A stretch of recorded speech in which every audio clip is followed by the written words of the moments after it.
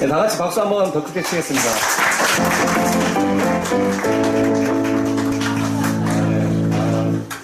센스쟁이 금방 치신 우리 주열 집사님 센스쟁이입니다. 진짜. 사실은 저보다 꾸름이 더 많으신 분인데 네, 지금 대외적으로 제가 너무 알려져가지고 우리 우는 걸로 너무 알려졌는데 사실 더 많으신 분입니다. 감성도 여리시고 네. 예배 이제 드리겠습니다. 제가 고등학교 때 그런 찬양이 있었거든요. 뭐 예수 나의 반석 아멘 이런 찬양이 있었어요. 근데 그 찬양을 이제 우리 그때 인도하신 전사님이 막 누구한테 시켜요. 가면 자 뭐 정창근 이러면 이성동 이러면 일어나가지고 뭐 내가 생각하는 예수님에 대해서 이렇게 고백하는 시간이 있었거든요. 그래서 뭐 친구들 중에는 뭐 예수 나의 돈줄 막 이러고 그때 막 애들이 어리니까 이제 뭐 그렇게 고백하고 했었는데 저희 이제 96장 찬양할 거거든요. 찬송가 96장 96장 펴보시면 예수님은 누구신가라는 찬양입니다. 그때 어렸을 때 못 모르고 고백했던 그 고백들 생각해보면 아직 손발이 오그라들고 이런 것도 있는데 지금 여러분에게 예수님은 누구십니까? 한번 생각해보는 시간이 되었으면 좋겠습니다. 네, 다 같이 찬양하겠습니다.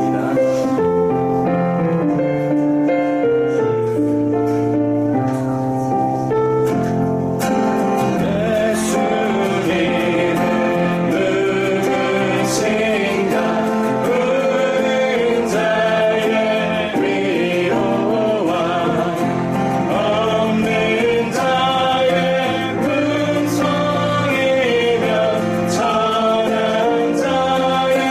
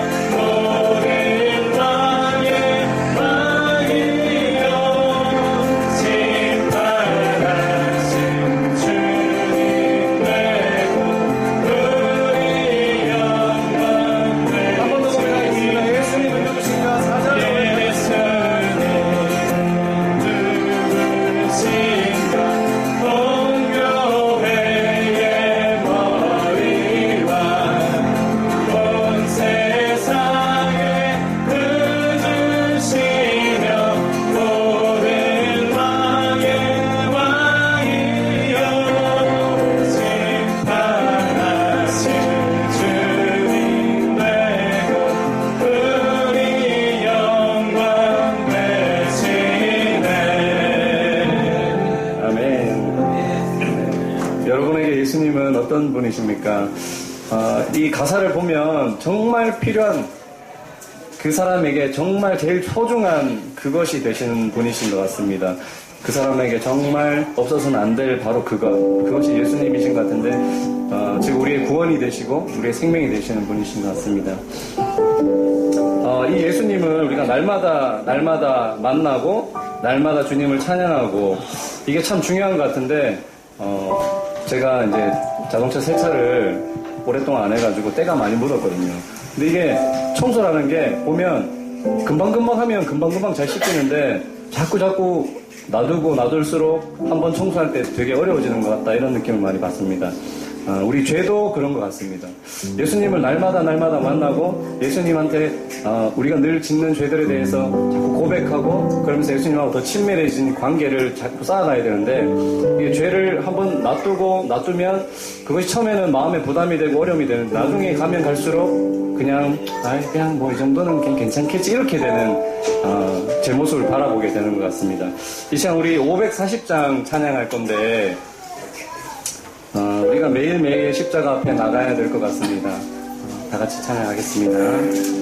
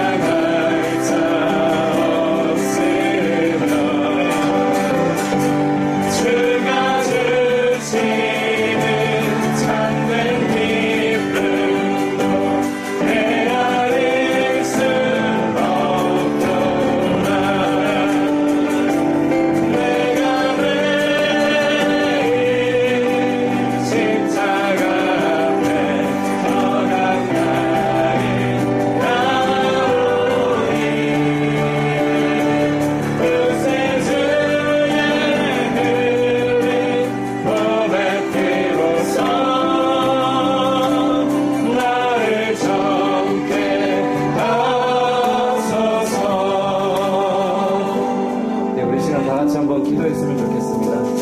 오늘 오후 예배가 없으니까 그래도 오전에 잠깐 기도하는 시간이 있었으면 좋겠는데 이 찬양의 가사처럼 우리 하나님 옆에 우리의 죄를 고백하고 이 시간 우리의 죄를 씻는 그 시간이 되었으면 좋겠습니다. 다 같이 잠시 기도하겠습니다.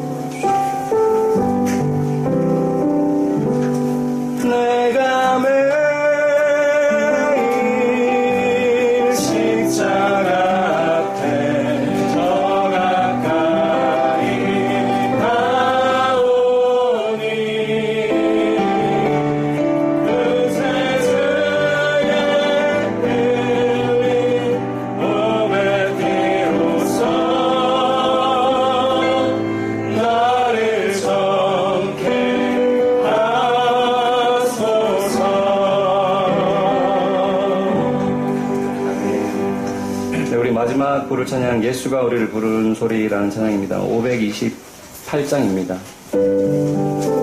예전에 제가 아마 첫 주 때 이 찬양 같이 나누면서 막 울음을 터뜨렸던 울먹울먹거렸던 기억이 나는데 하도 많이 울어가지고 어느 포인트에서 울었는지 많은데 이 찬양 부르시면서 죄인으로 오라 하시는 하나님 아버지께 좀 이렇게 안기는 듯한 편안한 마음으로 주님 앞에 나아갔으면 좋겠습니다. 그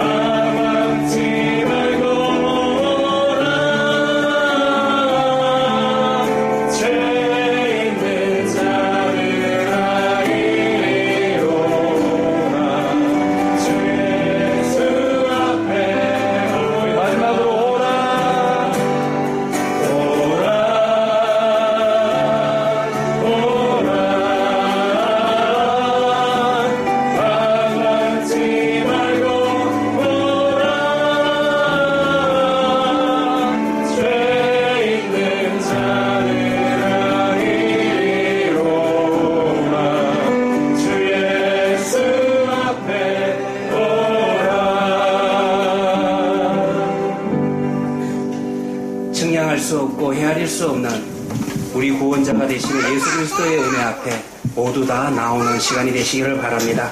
우리 다 같이 일어나셔서 왕이신 나의 하나님 고백하도록 하겠습니다.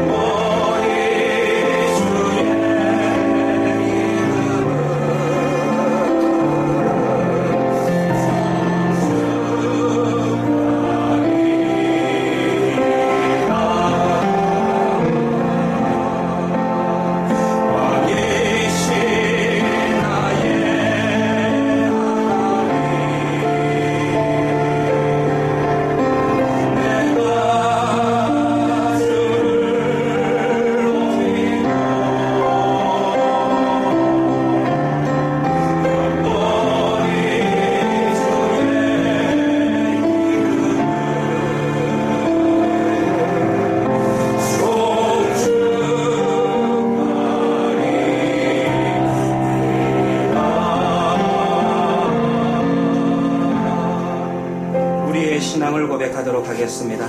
전능하사 천지를 만드신 하나님 아버지를 내가 믿사오며 그 외아들 우리 주 예수 그리스도를 믿사오니 이는 성령으로 잉태하사 동정녀 마리아에게 나시고 본디오 빌라도에게 고난을 받으사 십자가에 못 박혀 죽으시고 장사한 지 사흘 만에 죽은 자 가운데서 다시 살아나시며 하늘에 오르사 전능하신 하나님 우편에 앉아 계시다가 저리로서 산 자와 죽은 자를 심판하러 오시리라. 성령을 믿사오며 거룩한 공예와 성도가 서로 교통하는 것과 죄를 사하여 주시는 것과 몸이 다시 사는 것과 영원히 사는 것을 믿사옵나이다. 아멘. 자리에 앉으셔서 찬송가 184장입니다.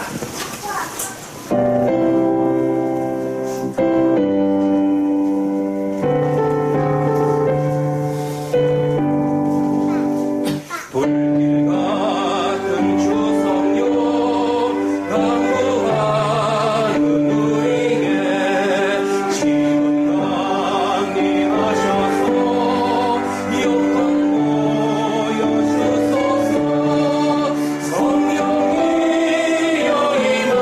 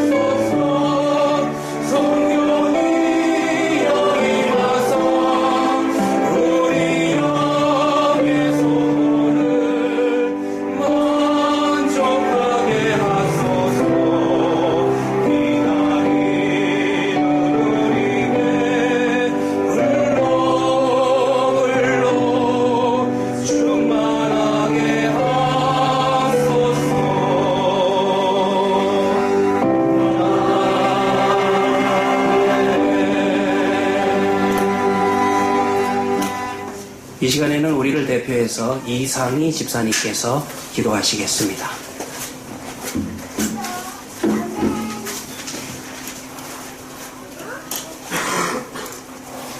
사랑이 많으신 하나님 아버지, 오늘 우리 헤아림 가족들을 불러내 주셔서 예배드리게 하심을 감사합니다. 일주일에 벅찼던 시간들을 내려놓고 예배를 드리오니 아버지께서 영광을 받아 주십시오. 저희 각 사람의 지성과 감성에 맞추어 여러 가지 재능들을 허락해 주셔서 가족을 돌보고 사회 여러 곳에서 일하게 하셔서 우리의 생업을 주시니 감사합니다. 우리가 소속된 곳에서 좋은 영향력을 발휘하면서 살아갈 수 있게 저희들을 도와주십시오. 특별히 하나님께서 저희들을 찾아와 주셔서 예수를 믿게 해주시니 더욱 감사합니다. 누구나 한번 왔다가 죽는 세상에서 영원한 세상에 소망을 주시니 감사하는 마음으로 살아가기를 원합니다. 이런 큰 은혜를 주심에도 저희들은 하루하루를 살아가면서 아버지의 도우심보다 내 힘으로 살아가려고 애썼던 약한 믿음을 용서하여 주십시오. 하나님이 모르거나 잊어버리는 것이 죄 중에 가장 큰 죄임을 깨닫습니다. 말씀을 듣고 예배하는 순간에는 아버지의 뜻대로 살기로 다짐을 하지만 교회 문을 나서는 순간부터 곧 그 결심이 무뎌지는 것을 많이 경험합니다. 우리의 의지는 약하니 아버지의 사랑을 간구합니다. 저희들의 연약함을 도와주십시오. 저희들을 헤아림 교회에서 함께 예배 공동체로 살아가게 하심을 감사드립니다. 이곳에서 저희들이 하나님을 더 깊게 알아가기를 원합니다. 말씀들을 때 깨닫게 해주시고 찬양을 드릴 때 기쁨이 넘치는 은혜를 부어주십시오. 이웃을 내 몸같이 사랑하는 법을 잘 배워 남을 대접하고 섬기는 사람들이 되기를 원합니다. 다른 사람을 나보다 더 낮게 여기는 겸손한 사람들이 되게 하여 주십시오. 이런 가르침을 주실 이경실 목사님에게 말씀의 은사를 부어주십시오. 어린이들을 가르치는 김수아 전도사님과 선생님에게도 동일한 은혜를 주십시오. 저희들이 말씀을 사모합니다. 예배 시간이 즐겁고 기쁨이 넘치며 은혜가 넘치는 교회가 되게 해 주십시오. 예배당 만들 공간을 속히 허락해 주셔서 많은 사람들이 진리를 배워 행복한 교인들이 넘쳐나게 해 주십시오. 이 시간 말씀을 듣겠습니다. 깨닫게 해주시고 듣는 것에 머물지 않고 일주일 내내 이 말씀이 우리를 이끌어 가도록 하나님께서 도와주십시오. 매주 예배 드리는 시간이 기다려지길 원합니다. 수고하고 무거운 짐을 진 사람들아 다 내게로 와서 휴식을 얻으라. 고 말씀하시는 예수님의 이름으로 기도드립니다. 아멘.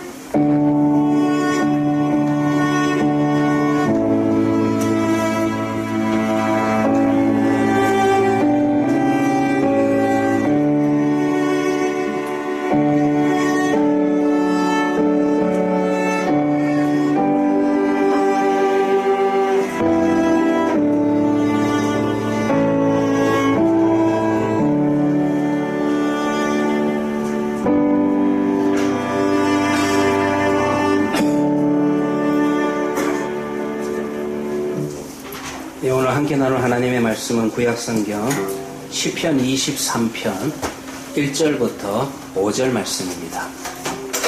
구약성경 시편 23편 1절부터 5절 말씀입니다. 제가 갖고 있는 성경으로 구약성경 818페이지가 되겠습니다.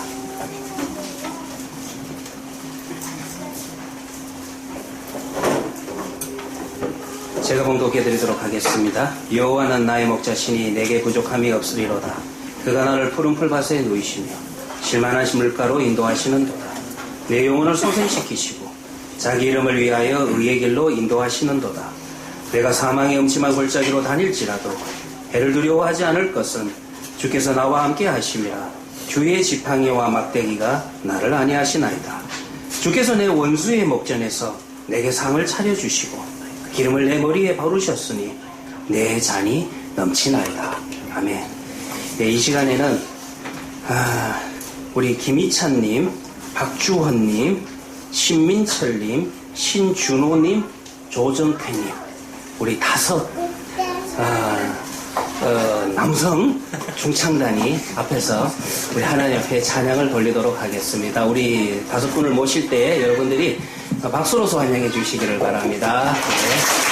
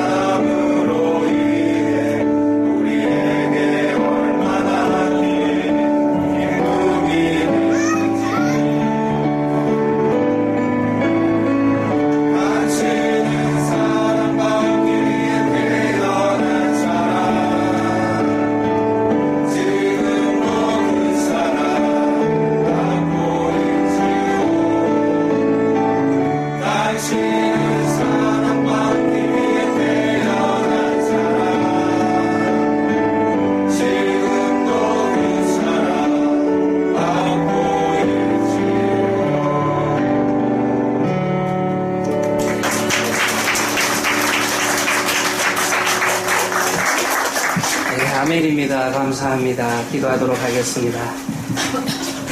하나님 아버지, 오늘 하나님 앞에 찬양드리는 귀한 형제들을 기억하여 주시고 이 찬양을 들으시고 이 찬양에 응답하여 주시옵소서.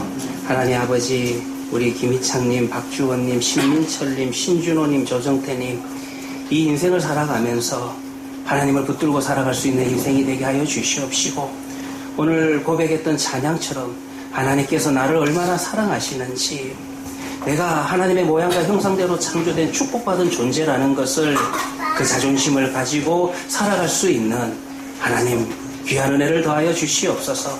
하나님 아버지, 이 가정들을 기억하여 주시고 또 주신 자녀들이 하나님 앞에서 정말 인정받으며 칭찬받으며 사람들 앞에서 칭찬받으며 살아갈 수 있는 귀하고 복된 자녀들을 삼아 주시옵소서. 주여, 이 시간 또 한 번 우리 하나님교회 성도들이 하나님의 말씀 앞에 엎드립니다. 말씀을 통하여서 살아계신 하나님, 육신으로 오신 예수 그리스도의 은혜 앞에 나 자신을 세울 수 있는 시간 되게 하여 주시옵소서.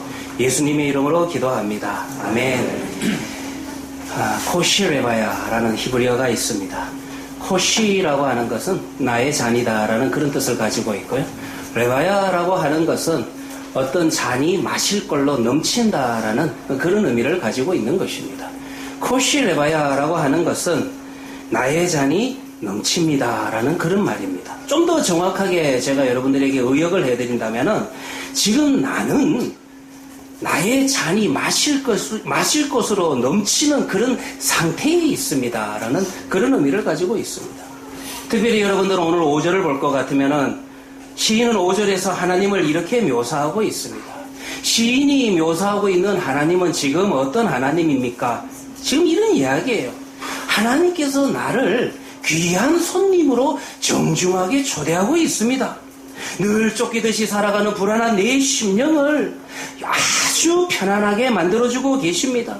하나님께서 나에게 음식을 차려주십니다. 그분과의 식탁 교제는 웃음과 여유가 넘쳐나고 있습니다. 그분과의 대화 속에서 복잡한 내 생각들이 뜨거워져 내 머리가 시원해지고 있습니다. 큰 컵에는 얼음에 담겨있는 시원한 콜라가 담겨 있습니다. 그 컵에는 그야말로 탄산 방울이 팡팡 터지는 코카콜라가 담겨 있는 겁니다. 아마 제가 만나면 그렇게 해주셨을 겁니다. 저는요, 식당에 가면 콜라를 담아줄 때 좀 찰랑찰랑하게 담아주는 걸 좋아합니다. 한 3분의 2 담그는 거 굉장히 싫어하거든요. 아마 지금 이 본문 자체가 그런 의미일 거예요. 하나님께서 코카콜라를 찰랑찰랑하게 담궈주시는 겁니다. 더위에 지친 갈증을 풀기에 충분하다라는 것입니다. 지금 여러분들 시편 23편의 시인은 5절에서 이런 하나님을 묘사하고 있습니다. 자, 그러면 중요한 거는 내가 이런 하나님을 언제 만날 수 있습니까? 한 인생이 있었습니다. 막대기 하나만을 가지고 요단강을 건너가서 22년이라는 긴 세월이 흘러서 성공을 하게 됩니다. 많은 물질을 가지게 됩니다. 자, 그리고 난 다음에 고향으로 돌아가게 됩니다. 그의 이름은 야곱입니다. 이 모습은 고향을 떠난 사람들, 아니 사회생활을 시작한 사람들은 모두가 바라는 꿈이라는 것입니다. 성공과 성취에 대한 욕구라고 하는 것은 누구나 다 가지는 자연스러운 마음의 현상이지 않습니까? 그런데 이제 내일이면 20여 년 동안 만나지 못하였던 유일한 혈육 형 에서를 만나게 됩니다. 에서와의 만남을 눈앞에 두고 있는 그의 심령이, 그의 심정이 창세기 32장 7절에 기록되어 있는데 어떻게 기록되어 있냐 하면은, 야곱이 심히 두렵고 답답하여.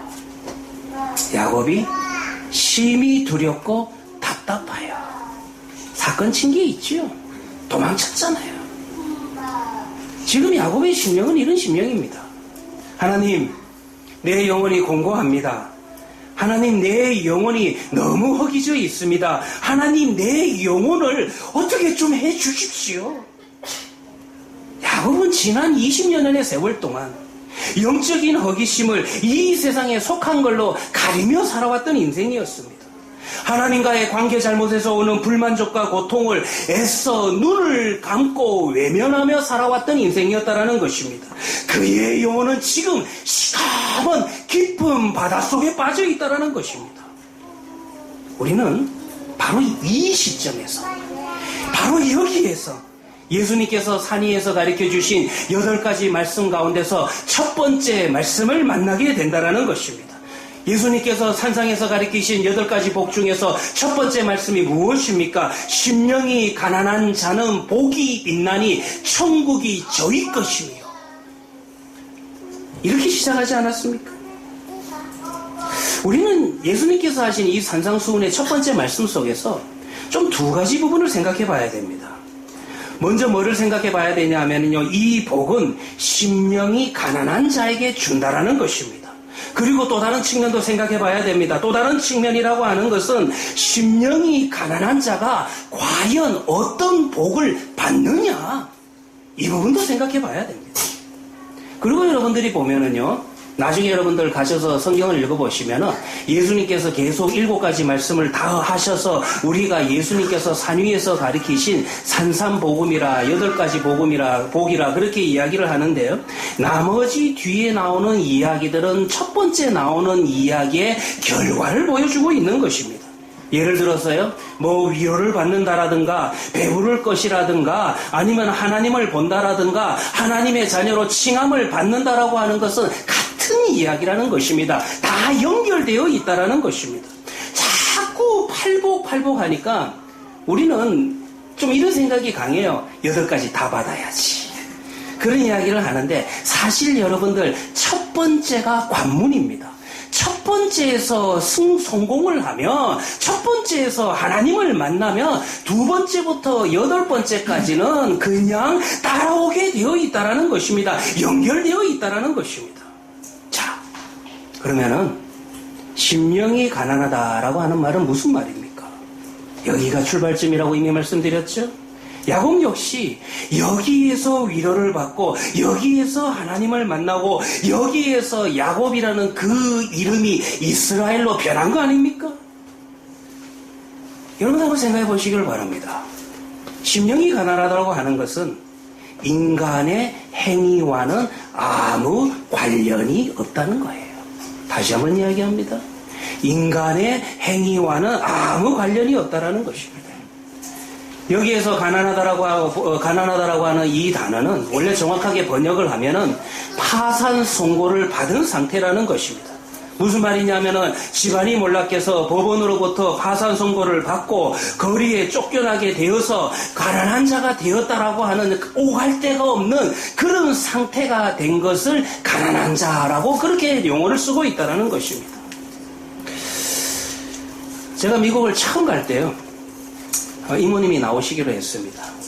당시에는 김포공항에서 출국을 하는데 비행기를 탈 때 저는 양복을 입어야 되는 줄 알았습니다. 그래가지고 양복도 한 벌 맞췄습니다. 그리고 넥타이도 맸습니다. 그렇게 양복을 입고 비행기를 타고 여러분들 김포공항에서 뉴욕까지 한 16, 17시간 되지 않습니까? 하루 종일 가는데 그 16, 17시간 동안 걱정이 되는 거예요. 야, 이모 잘 만나야 되는데. 그 공항에서 내가 비행기 타본 적이 없거든요. 처음 타본 비행기가 뉴욕 가는 비행기였습니다. 이게 미국 가는데, 그것도 뉴욕을 가는데, 이모 잘 만나야 되는데, 뭐 여기에서 말도 안 통하고, 그리고 영화 같은 거 보니까 전부 다 막 총 들고 다니던데, 험한 동네들도 많던데, 그리고 또 주머니에는 생전 처음으로 큰 돈도 들어있죠? 혹시 이모를 못 만나면 어떻게 할까? 16시간 동안 걱정한 겁니다. 그런데 공항에서 내렸는데, 웬 줄은 또 그렇게 긴지. 제가 기억할 때 한 2시간 반, 한 3시간 가까이 걸렸어요. 기다리는 동안, 야, 이모가 기다리다가 집에 들어가면 어떡할까? 그것만 또 걱정이 되는 겁니다. 나가서 이모님을 만났습니다. 참 참 얼마나 반갑던지 그냥 이모 뒤통수만 보면서 공항을 따라 나가고, 그리고 이모 따라서 그냥 차를 타고, 그리고 이모 따라서 집에 들어가서 이모 따라서 이모가 시키는 대로 주는 밥 먹고, 그리고 이모가 시키는 대로 모든 일을 다 했습니다. 전적으로 그때 그 순간은 이모님을 의지할 수밖에 없었다라는 것입니다.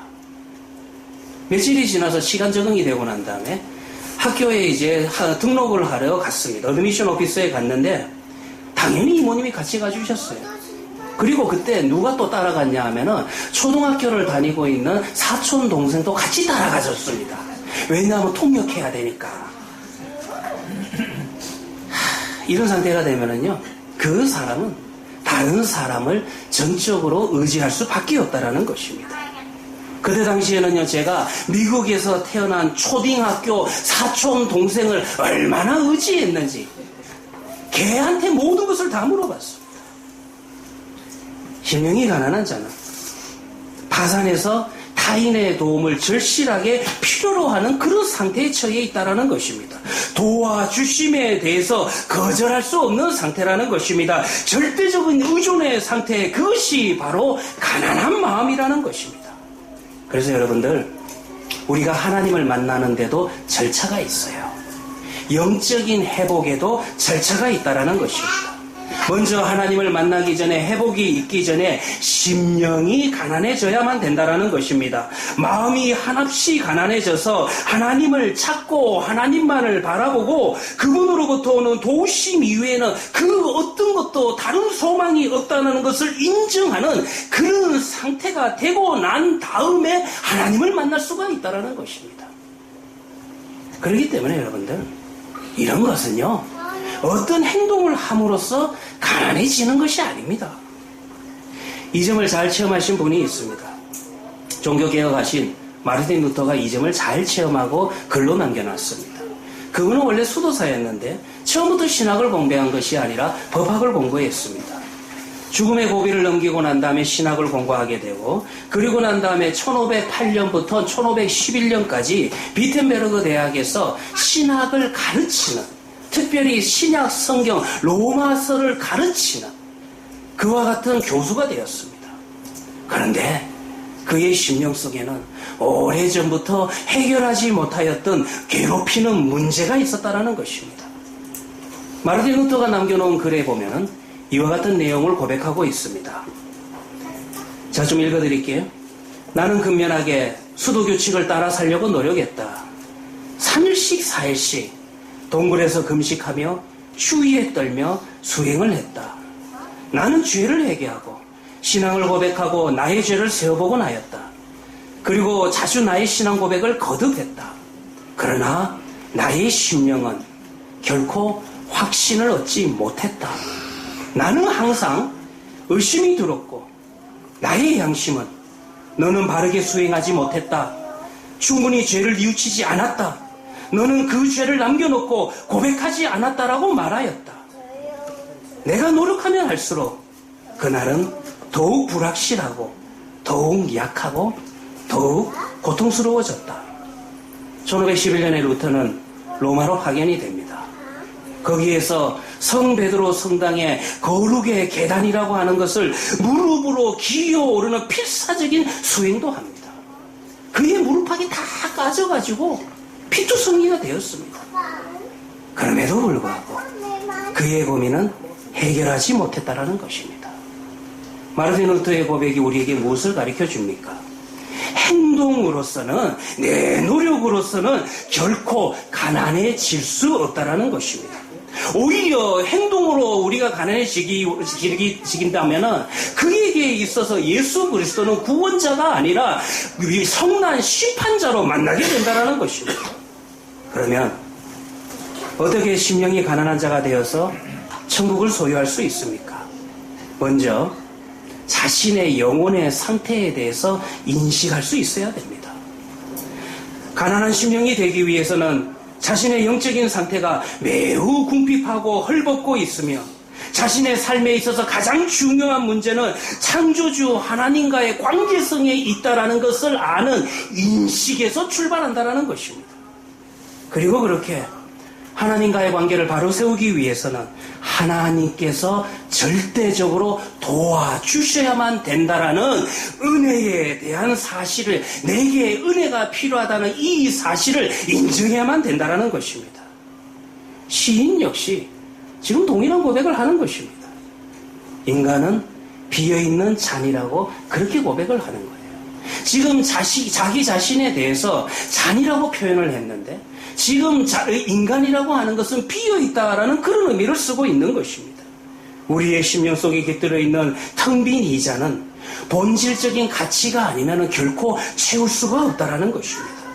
인간 속에 깃들어 있는 소유에 대한 갈망은 세상의 것으로 해소할 수 있습니다. 인간 속에 깃들어져 있는 명예에 대한 그와 같은 갈망은 지위를 통해서 해소할 수는 있습니다. 그러나 해소할 수 없는 중요한 거 하나가 있어요. 인간은요, 창조주 하나님께서 하나님의 모양과 형상대로 창조한 피조물이라는 것입니다. 따라서 피조물된 인간은 창조주를 찾는 갈증이 있습니다. 그분의 영원한 나라에 대한 영생에 대한 채워지지 않는 갈망이 있다는 것입니다. 인간은, 피조물된 인간은요, 하나님이 아니면 이 세상의 그 어떤 것들로도 채울 수 없는 빈잔이라는 것입니다. 하나님을 만나지 않은 사람들은 영혼의 빈잔이 채워지는 만족을 경험한 적이 없습니다. 하나님 없이 살면서 하나님으로부터 채워야 될 내 영혼을 여전히 비워두고 살아가는 자신의 처지가 얼마나 비참한지를 인식하지 못하고 산다는 것입니다. 이 사실을요, 정확하게 알고 정확하게 인식하는 것이야말로 모든 영적인 회복과 치유의 출발점이라는 것입니다. 그것에서 우리는 지나온 세월을 돌이켜보면서 껍질뿐이었던 내 삶의 무가치함에 대해서 고백할 수 있어야만 된다는 것입니다. 얼마 전에요, 인터넷에서 사진 한 장을 봤습니다. 영국의 육군본부에서 이렇게 그 사진을 올렸는데요, 숲 사진을 올려놨더라고요. 근데 거기에 뭐라고 적혀 있냐 하면은, 여기에 군인이 12명 위장해 있는데 그 12명이 어디 있는지 찾아보라고 그렇게 해서 한번 사진을 올려놓은 겁니다. 제가 kum표를 조금 좋아합니다. 그래가지고요, 저희 집에 제가 사용하고 있는 모니터가 자랑해야 돼. 모니터가 엄청 좋은 겁니다. 그렇기 때문에 그 큰 화면에다가 사진을 확대해서 한번 봤습니다. 제가 12명 중에서 한 명도 못 찾겠는 거 있죠. 근데 그 다음 사진을 넘겨보니까 12명이 있는 곳을 체크해 놨는데 12명이 정말로 숨어 있는 것입니다. 사실 여러분들 생각해 보면은요, 우리 인간이라고 하는 존재는 본질적으로 잘 가립니다. 본질적으로 위장을 잘하죠. 창세기 3장에서도 여러분들 하나님을 떠나자마자 아담과 하와가 먼저 한 게 뭡니까? 가리는 거, 위장부터 나무 사이에 숨는 거, 그거부터 잘한 것이 바로 인간의 본질 아닙니까? 그래서 여러분들, 창조주 하나님 앞에서 피조물된 인간이 자신의 참모습을 감추려고 합니다. 하나님 앞에서 자신의 처지를 감출 수 있다라고 생각을 합니다. 마치 여러분들 요나가 여러분들 도망을 치면서 배 밑창에 숨어들어서 하나님의 얼굴을 피할 수 있다라고 생각한 것과 동일하지 않습니까? 하나님 없이, 당신의 도움 없이 살 수 있다고 그렇게 고백을 합니다. 하나님 없이도 내 영혼이 만족할 수 있다고 위장합니다. 정말 그렇습니까? 여러분들, 우리의 영혼을 쳐다보시기를 바랍니다. 그 위장은 헛된 것입니다. 손으로 태양을 가리는 유치한 행동입니다. 솔직하게 하나님 앞에 서보시기를 바랍니다. 창조주 하나님 앞에서 위장하지 마시고 가리지 마시고 서보시기를 바랍니다. 우리는 무엇을 요청해야 됩니까? 하나님, 내 영혼을 좀 봐주십시오. 하나님, 당신의 도우심이 없이는 절대로 채울 수 없는 비어있는 잔입니다. 하나님만이 나의 만족이요, 하나님만이 이 문제를 해결할 수 있고 하나님만이 도와주실 수가 있습니다. 당신이 차려주시는 식탁만이 저의 영혼을 배불리 먹일 수가 있으며 당신의 십자가의 은혜만이 내 영혼의 빈잔을 채울 수가 있습니다. 성경이 증언하는 믿음의 이야기들은요, 다 이 지점에서 시작합니다. 여기에서 출발해요. 나병을 고치기 위해서 지금까지 모든 일을 다 해보았던 한 사람이 있습니다. 그 사람의 이름은 나만 장군입니다. 위대한 장군이에요. 위대하다라고 하는 것은 전쟁에서 져본 적이 없다는 것입니다. 그 나라의 입장에서 볼 때는 이순신 장군급입니다. 그런 그가 고민하고 또 고민합니다. 왜냐하면 이제 내가 내 병을 고치기 위해서 이스라엘 땅으로 가야 하는가.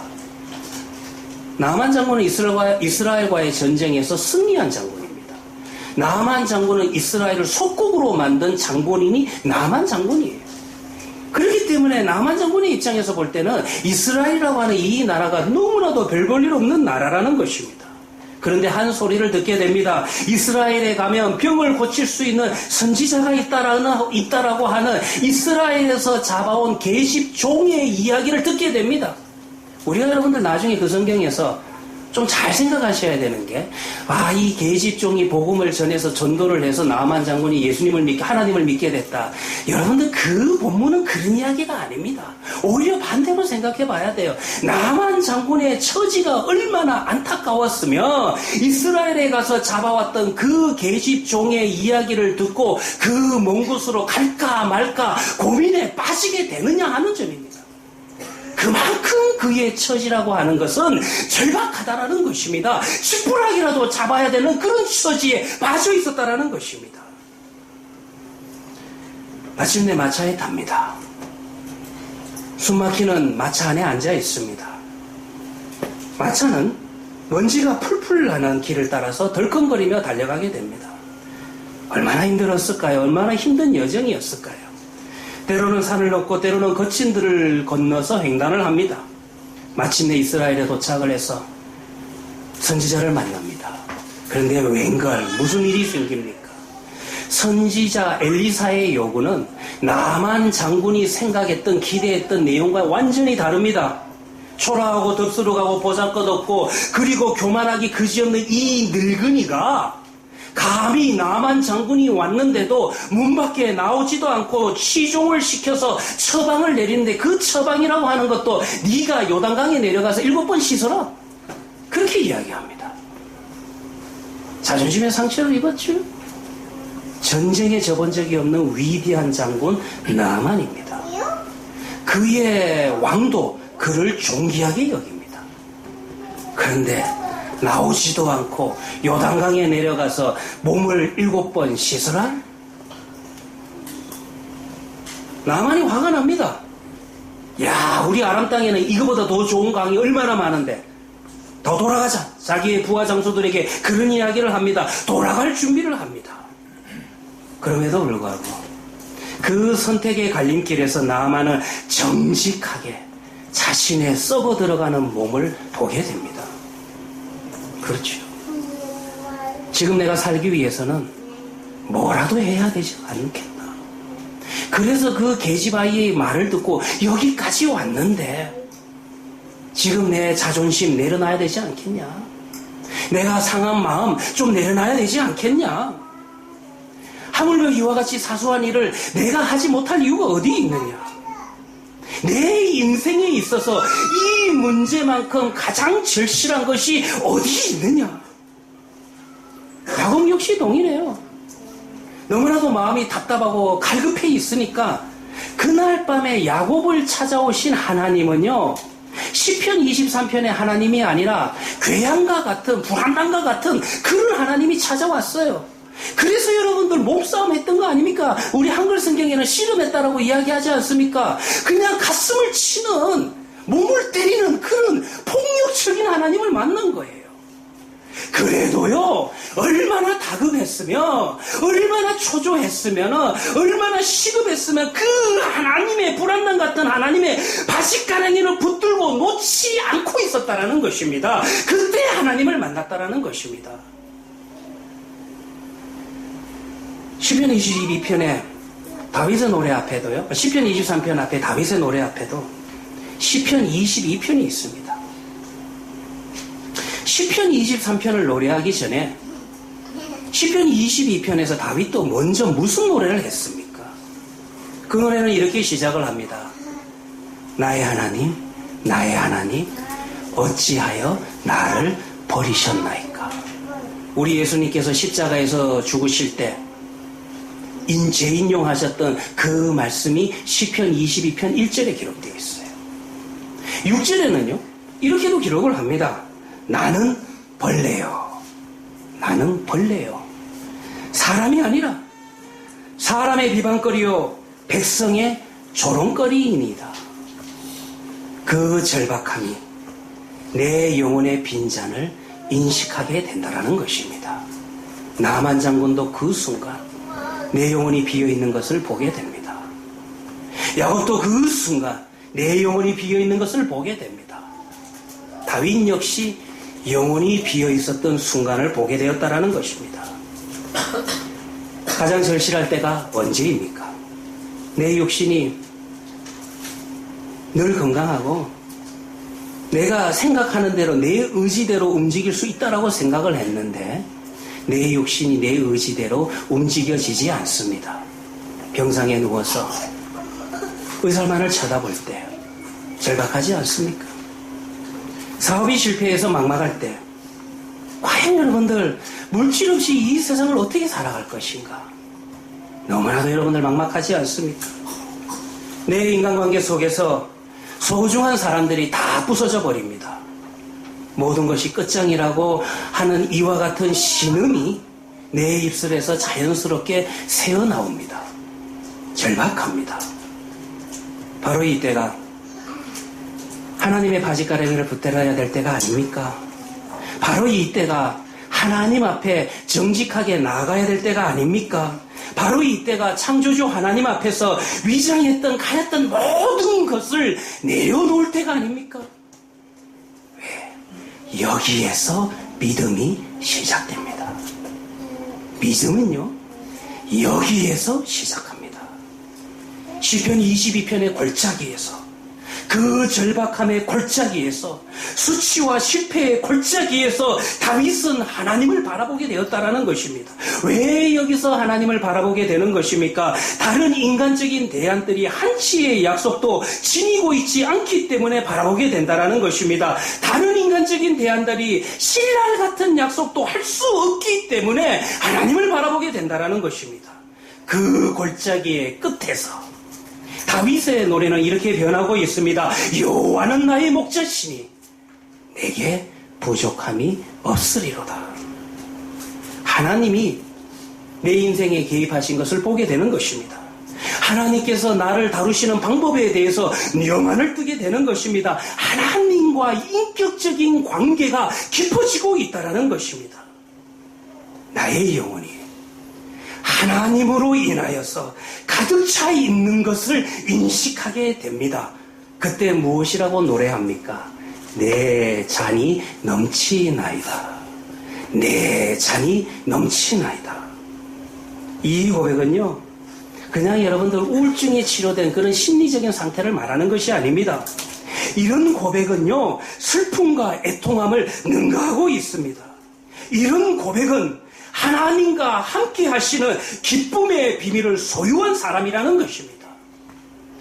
나만은요, 병이 나은 기쁨을 이렇게 표현하고 있습니다.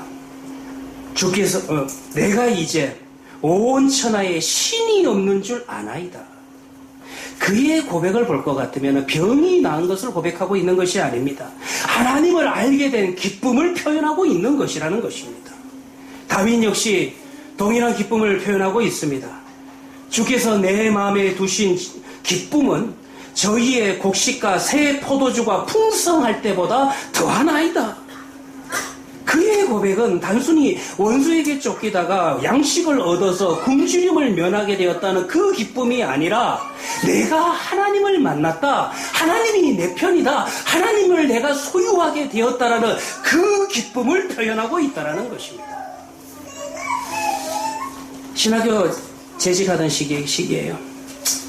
학생들과 함께 남해에 있는 어느 섬으로 갔습니다. 제가 기억이 잘 안 나는데 거제도는 아니고 거제도에서 들어간 섬입니다. 아주 작은 섬인데요. 배를 타고 거제도에서 또 배를 타고 들어가니까 그 섬에는 한복판에 공연장이 있는 것입니다. 아마 그때가 봄이었던 것이 제 기억에는 눈부신 햇살이 참 찬란한 그와 같은 날씨였습니다. 거기에 가서 내려다보니까 바다가 쫙 펼쳐져 있는데 정말 바다가 반짝반짝 빛나는 그런 날들이었습니다. 공연장에는요, 키보드와 색소폰을 연주하는 두 남성분이 있었습니다. 절대 최주열 집사는 그날 거기에 없었습니다. 가라오케 반주에 맞춰가지고 연주를 하는데 단체로 어르신들이 올라오다가 그 연주 소리를 듣고 전부 다 공연장에 들어와서 난리가 난 겁니다. 그 흥겨운 리듬에 맞추어가지고 그 어르신들께서 제가 볼 때는 연세도 한 70 이상은 된 것 같던데 온몸을 흔들어 대시는 겁니다. 저도 끼어서 좀 해볼까 했는데 저는 몸으로 하는 거는 못합니다. 여러분들 우리 비전 예배에 가시면 저를 알게 되실 겁니다. 몸으로 하는 건 아무것도 못하기 때문에 저는 구경만 했습니다. 참 모두가 다 황홀경에 빠져가지고 돌고 막 즐거워 보입니다. 좀 구경을 하다가 저는 이제 무대 뒤로 이제 나가는데 지나가면서 이제 색소폰을 보시는 분이 좀 지치셨는지 옆에 있는 키보드를 치는 분한테 이렇게 이제 말을 건네는 것을 우연히 듣게 되었습니다. 그분들 제가 볼 때는 대구분 같더라고요. 사투리를 쓰시던데 이렇게 이야기하시는 거예요. 야, 얼마 남았노? 돈은 받았나? 그렇게 하는 거예요. 그러니까 키보드 치시는 분이 막 키보드를 치면서 아직도 20분 남았다. 그리고 사무실에 들려서 돈 받아가라 하더라. 그러니까 색소폰 보는 분은 안 보시고 뭐라고 이야기하냐면 일단 와이 덥노.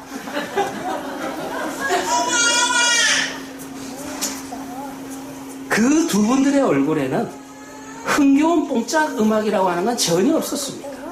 그저 짓눌린 피곤과 짜증만이 그분들의 심령 속에는 채워져 있었다는 것입니다.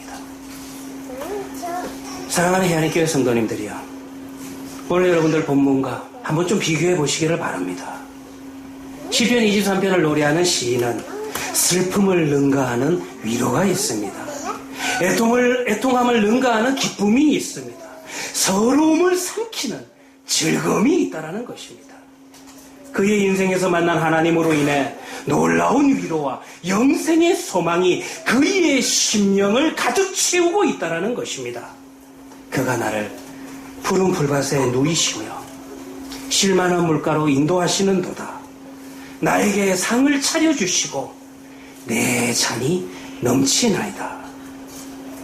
오랜 세월이 지나서 시인과 동일한 경험을 한 마이스라고 하는 성도가 있었습니다. 그 성도도 시편 23편의 시인과 동일한 하나님을 만나고 동일한 은혜를 체험하고 난 다음에 마이스라는 성도 역시 이렇게 노래를 했습니다. 주가 나와 동행을 하면서 나를 친구 삼으셨네. 우리 서로 받은 그 기쁨은 알 사람이 없도다. 기도하도록 하겠습니다. 하나님, 감사합니다. 하나님 앞에 부름받아 하나님을 찬송하며 경배하며 예배하도록 허락받았으니 이 세상 그 무엇이 하나님을 예배하고 아버지로 부르는 그 백성을 방해할 수 있겠습니까? 우리 삶의 공고함은 하나님의 백성으로 사는 법을 모르는 탓입니다. 안일과 형통을 요구하는 욕심 많은 자리에서 내려와서 하나님의 자녀로서 이 세상을 살아가는 신자된 기쁨과 명예를 다시 회복해 하여 주시옵소서. 하나님의 자녀라는 우리의 정체성이 나의 영혼을 채우고 소망과 위로가 넘치게 하여 주시옵소서. 주여, 이 시간 우리도 시인과 동일한 고백을 할 수 있게 하여 주시옵소서. 주여, 나의 잔이 넘치나이다. 우리의 구원자가 되시는 예수님의 이름으로 기도합니다. 아멘. 우리 찬송가 442장입니다. 찬송가 442장입니다.